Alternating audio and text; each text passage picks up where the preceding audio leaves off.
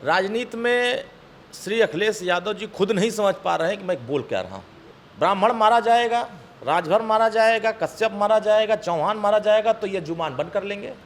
यादव मारा जाता है तो इनकी जुबान खुल जाती है। समाजवादी पार्टी पुनः चाह रही है कि उत्तर प्रदेश में दंगा हो, उत्तर प्रदेश में कर्फ्यू लगे, उत्तर प्रदेश में आतंकवादी हमला हो। हमारे साथ सुसपा के राष्ट्रीय प्रवक्ता अरुण राजभर जी हैं, इनसे बातचीत करने के लिए आए हैं। ये बताइए, आज जो प्रधानमंत्री जी का जन्म दिवस है और वहीं जो बीजेपी के लोग हैं वो जन्म दिवस मना रहे हैं, लेकिन जो कांग्रेस और छात्र सभा के लोग हैं, जो स्टूडेंट यूनियन है, वो बेरोजगारी का दिवस मना रहा है, बेरोजगारी दिवस मना रहा है। आप किस तरह से इसको देखते हैं? सबसे पहले देश के यशस्वी प्रधानमंत्री आदरणीय मोदी जी को जन्मदिन की ढेर सारी शुभकामनाएं। हम अपनी तरफ से उनके अच्छे स्वास्थ्य की और उनके दीर्घायु होने की कामना करते हैं। विपक्ष के लोग जब उनको सत्ता देश की जनता ने सौंपा था तब तो देश की जनता को बेरोजगार बना के रखा था, गरीबी रेखा के नीचे रखा था, गरीब को अच्छे सुविधाएं देने का काम नहीं कर पाए थे। इसलिए सत्ता से बेदखल जितने लोग हैं आज वह व्याकुल होकर के, बौखला करके वह देश के प्रधानमंत्री का उपहास उड़ा रहे हैं।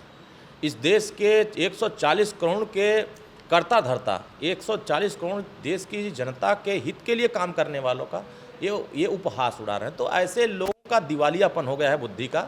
अब उनका बुद्धि नहीं काम कर रहा है, इसलिए जो मन कर रहा है वो कर रहे हैं।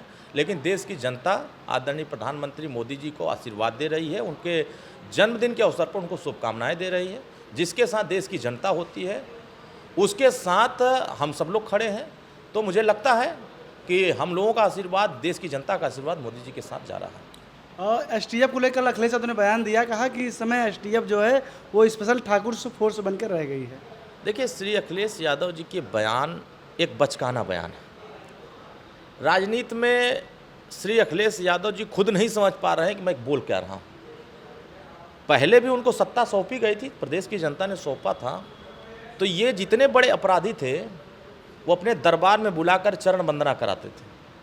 तो जो चरण वंदना कराने की प्रवृत्ति रखता हो वो तो अपराध को संरक्षण देने का काम कर रहे थे। और वर्तमान में योगी आदित्यनाथ जी की एसटीएफ जो काम कर रही है वो दुर्दांत अपराधियों का एनकाउंटर कर रही है, उनके ऊपर कार्रवाई कर रही है। अच्छे जो इस उत्तर प्रदेश में दहशत का माहौल पैदा करते थे, उत्तर प्रदेश में गरीबों पर अत्याचार करते थे, तमाम वारदात किया करते थे, उस पर कार्रवाइयाँ हो रही हैं। तो श्री अखिलेश यादव जी को वो चीज़ें नहीं दिख रही है जो उनके चरण वंदना कर रहे थे, उनके पक्ष में वो खड़े हो जा रहे हैं। उससे तो स्पष्ट हो रहा है कि वो किसके साथ जा रहे हैं। आपको ठाकुर भी वोट देते हैं, आपके भी शासनकाल में एसटीएफ थी, ऐसा तो था नहीं, तो आपने इनका उपयोग किया नहीं। अगर उपयोग किया होता तो ये सारे अपराधी जो योगी आदित्यनाथ जी के कार्यकाल में धराशायी हो रहे हैं, ये आपके कार्यकाल में धराशायी हो गए होते। जिम्मेदारी के साथ ये कह सकता हूँ कि जो योगी आदित्यनाथ जी ने उत्तर प्रदेश में कानून का राज स्थापित किया है, पूरे उत्तर प्रदेश में जो सुशासन स्थापित किया है, 12 बजे रात को भी बहन बेटियां सड़क पर जा रही हैं, सुरक्षा की दृष्टिकोण बनाया गया है। उनकी सरकारों में सरेआम लूट हो जाती थी, सरेआम गोलियां चलती थी, लोगों को मार दिया जाता था, मुकदमे दर्ज नहीं होते थे। आज गरीब के साथ कोई भी अगर अत्याचार कर रहा है तो उसके यहाँ कार्रवाई हो रही है, उस गरीब को इंसाफ मिल रहा है। तो मुझे लगता है कि श्री अखिलेश यादव जी अपनी बचकाना हरकत करने से बाज आवें और थोड़ा सा राजनीतिक जो कल्चर समाज में है उस राजनीतिक शिष्टाचार को भी समझें।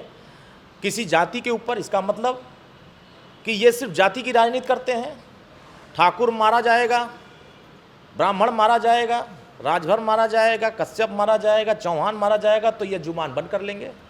यादव मारा जाता है तो इनकी जुबान खुल जाती है।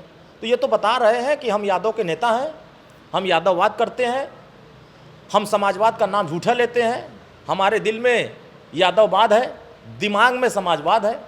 तो जिनके दिमाग में समाजवाद है और दिल में यादववाद है, तो मुझे लगता है कि उत्तर प्रदेश की जनता ने इनको 4 बार सत्ता से बाहर किया। ये 2017 में सत्ता आना चाह रहे थे, वहाँ से भी धराशायी हो गए। 2019 में भी सत्ता से बाहर हो गए, 2014 में भी वही हाल हो गया, 19 में भी वही हाल हुआ, 22 में भी वही हाल हुआ। आगे भी जनता ऐसे ही इनको सत्ता से बाहर करती रहेगी और इनका जिस तरह का इनका बचकाना बयान चल रहा है वैसे चलता रहेगा। उन्होंने कहा कि आज के पहले कभी भी एसटीएफ चप्पल पहन के ना इनकाउंटर करती थी और ना जात देख के पकड़ के इनकाउंटर करती थी। पहली बार ऐसा हो रहा है कि जब एसटीएफ चप्पल पहन के इनकाउंटर कर रही है, 2 तारीख को उठा रही है, 5 तारीख को इनकाउंटर कर रही थी। वहीं जो ठाकुर लॉबी के लोग थे जो वहाँ पे मेन थे, उनको सरगना उनको सरेंडर करा दे रही है, लेकिन जाति देख के उनका इनकाउंटर कर दे रही है। देखिए, उनका कहना ये है कि किसी अपराधी को मारने जाइए तो पहले श्री अखिलेश यादव जी कान में जाके बताइए कि ये फलाने जाति का है, इसको मारना, इसको नहीं मारना। वो ये चाह रहे हैं। पुलिस के सामने कोई मुठभेड़ होगा तो पुलिस उससे जाति थोड़ी ना पूछने जाएगी। पुलिस उसका प्रमाण पत्र लेकर के आधार कार्ड दिखाओ तब तुमको मारेंगे, ऐसा तो काम करने नहीं जाएगी। पुलिस ये भी नहीं करेगी कि तुम किस गांव के हो, तुम इनके करीबी हो कि नहीं करीबी हो, ये भी नहीं पूछने जाएगी। तो जवाब का पुलिस के सामने मुठभेड़ या कोई भी घटना होती है तो पुलिस अपनी जवाबी कार्रवाई करती है। अब उसको अगर जवाबी कार्रवाई को चप्पल पर निगाह लगाएंगे तो मुझे लगता है कि बहुत सारे लोग टोटी पर भी निगाह लगाए थे, बहुत सारे लोग कहाँ कहाँ निगाह लगाए रहते हैं। इनके नेता कार्यकर्ता, आज कन्नौज का कहाँ निगाह लगाया था, बलात्कार पर निगाह लगाया। मऊ वाला इनका नेता कहाँ निगाह लगाया था। इनके जितने बड़े नेता जो अभी सामने आए हैं घटनाएं कि कहाँ निगाह लगाए थे, उस पर तो बोल नहीं पा रहे हैं। अगर उस पर वो बोलते तो बात समझ में आती कि नहीं, अपने उत्तर प्रदेश में इनके कार्यकर्ताओं ने किसी बहन बेटी के साथ दुराचार किया और हाँ ये कार्रवाई इन्होंने किया, कुछ तो किया नहीं। इनको प्रतिनिधि बना देंगे, जो बलात्कार में शामिल रहेगा वो प्रतिनिधि बनकर रहेगा, जो बलात्कार में शामिल रहेगा वो जिला अध्यक्ष बन के रहेगा। तो ऐसी तो उनके पुराने कल्चर रहे हैं। नहीं, कन्नौज को लेकर उन्होंने ये भी कहा कि वो जो नवाब सिंह थे वो 2019 के बाद हमारे पार्टी से मतलब ख़त्म हो गया था। इन्हीं के पार्टी के एक नेता बचा रहे थे और एक नेता फंसा रहे थे और ये सपा पे आरोप लगा रहे हैं। ये तो कहीं कुल मिला के बीजेपी ही गोल गोल खेल रही है। देखिए, 2019 के बाद अभी तो हाल ही में 2024 में चिट्ठी लिखे किसके लिए थे? नवाब सिंह के लिए, यादव के लिए तो लिखे थे चिट्ठी कि उनके यहाँ कोई निधन हुआ था तो उन्होंने संवेदना व्यक्त किया। आप चिट्ठी लिखते हो 2024 में और निकालते हो 2019 में, एक इसको मूर्ख बना रहे हो।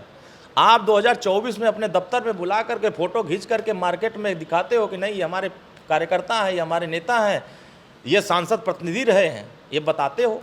तो जनता तो समझदार है, जनता जान रही है। हमारा स्पष्ट मानना है कि उत्तर प्रदेश एक विकसित उत्तर प्रदेश बन रहा है, विकासशील उत्तर प्रदेश बन रहा है, सुरक्षा का वातावरण बना हुआ है, कानून व्यवस्था बेहतर हुआ है, सभी चीज़ों पर सरकार की निगाहें हैं। जनता की योजनाओं, जनता के हित में जो योजनाएं जा रही हैं वो ज़मीन पर पहुंचाने का प्रयास हो रहा है। समाजवादी पार्टी पुनः चाह रही है कि उत्तर प्रदेश में दंगा हो, उत्तर प्रदेश में कर्फ्यू लगे, उत्तर प्रदेश में आतंकवादी हमला हो, उत्तर प्रदेश में गुंडा राज कायम हो।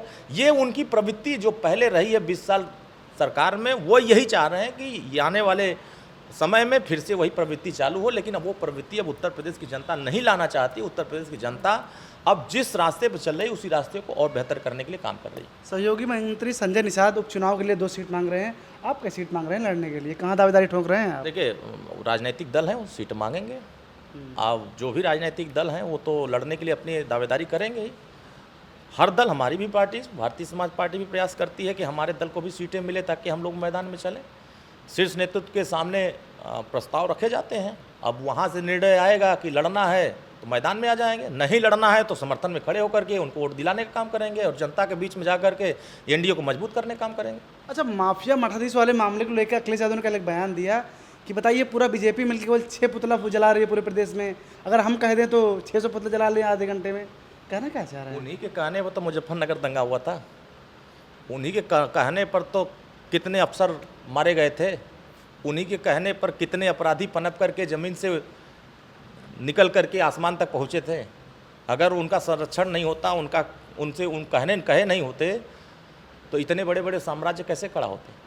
जितने लोग आज उत्तर प्रदेश में अपराध करने वाले पहले थे, आज अगर कोई अपराध करने के लिए सोच रहा है तो सबसे पहले ये देख रहा है कि हमारा घर बचेगा कि नहीं बचेगा, हमारा समाज, हमारे समाज में हम रह पाएंगे कि नहीं रह पाएंगे। तो आज वो जो अपराधियों के अंदर डर बना हुआ है, ये श्री अखिलेश यादव जी उस डर को ख़त्म करके उनके अंदर साहस भरने का काम कर रहे हैं कि तुम अपराध करो, मैं तुम्हारे साथ। अरे अखिलेश ने भी बयान दिया है कि अगर हमारी सरकार बनेगी जो बुलडोजर है इसका वो गोरखपुर तरफ घूम जाएगा। बताइए, पूर्वांचल में आप भी हैं। जब बनेगी तब ना, अभी तो बनी नहीं है और ना आगे बनने वाली है। जब बनेगी तब इस बात सोच रहे हैं। तो ये बात बुलडोजर कन्नौज नहीं जानी चाहिए। यह बात पश्चिम उत्तर प्रदेश में या बुंदेलखंड के इलाके में या मैनपुरी के इलाके में इधर नहीं जानी चाहिए, सिर्फ पूर्वांचल। इसलिए कि आज पूर्वांचल को 18 घंटा, 12 घंटा, 14 घंटा बिजली मिल रही। जब इनका मुंह सरकार का घुमा हुआ था मैनपुरी, इटावा, सैफई, रामपुर की तरफ, तब वो पूरा वीरान था पूर्वांचल, अंधेरे में था, न सड़क थी, न बिजली था, न पानी था, ना वहाँ के रोजी रोजगार का कोई साधन था। और आज पूर्वांचल में एयरपोर्ट, पूर्वांचल में मेडिकल कॉलेज, पूर्वांचल में हाईवे, पूर्वांचल एक्सप्रेसवे, पूर्वांचल में एयरपोर्ट, तमाम जो सुविधाएं पूर्वांचल को, बिजली 8 घंटा, 10 घंटा, 12 घंटा बिजली मिल रही, पूर्वांचल के हर गांव में पानी की व्यवस्था, हर घर हर जल पहुंचाने की व्यवस्था। और बड़ मज़े की बात है कि पूर्वांचल ही नहीं, पूरे उत्तर प्रदेश के 24 करोड़ जनता के बीच में जीरो पॉवर्टी योजना से हमारे नेता माननीय ओम प्रकाश राजभर जी गांव में पंचायत भवन पर 207 योजनाओं का लाभ देने जा रहे हैं। हर गांव की हर एक समस्या का समाधान पंचायत भवन पर कराना चाह रहे हैं।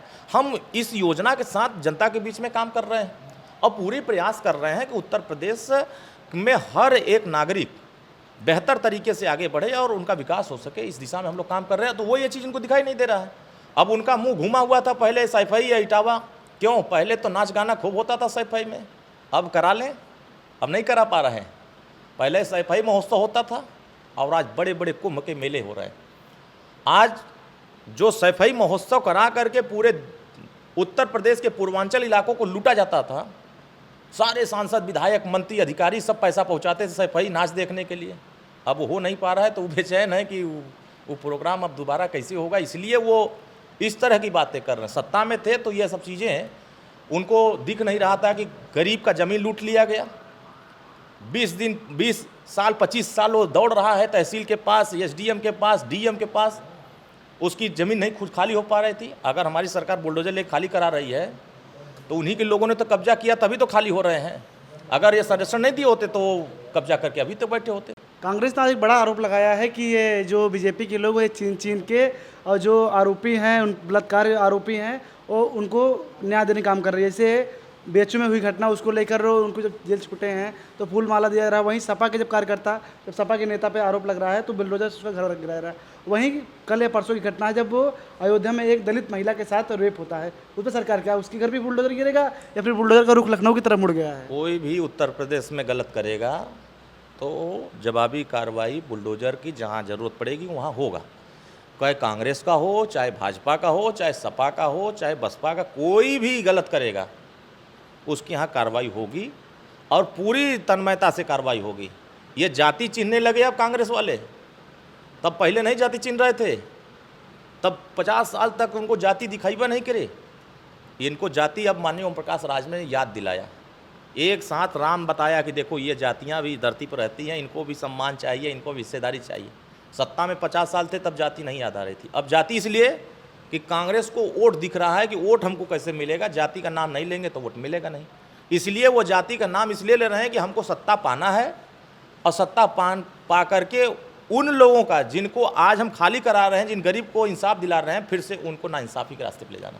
आखिरी सवाल हमारा ये है कि अरविंद केजरीवाल मुख्यमंत्री पद से इस्तीफा दे दिए और अतिथि को मुख्यमंत्री बना दिए, क्या करना चाहिए? ये ड्रामा कर रहे हैं सब, ये ड्रामा एक नाटक है।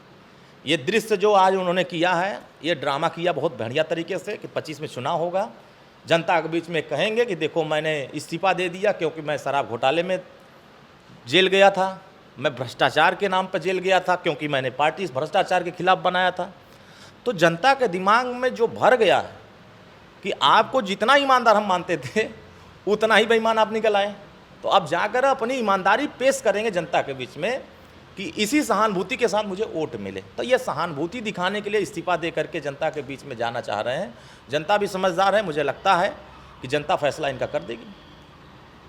तो हमारे साथ हो सपा के प्रवक्ता अरुण राजभर जी, जिन्होंने बताया कि इस समय उत्तर प्रदेश की कानून व्यवस्था एकदम बढ़िया चल रही है, जो गलत करेगा उसके साथ तो गलत होगा और ये सरकार जो है ये ना अखिलेश यादव की 2027 में सरकार बनेगी और ना ही अब फिर से न्याय मिलेगा। तब तक हमारे साथ जुड़े रहिए। कैमरामैन विराट के साथ नवीन यादव, #भारत।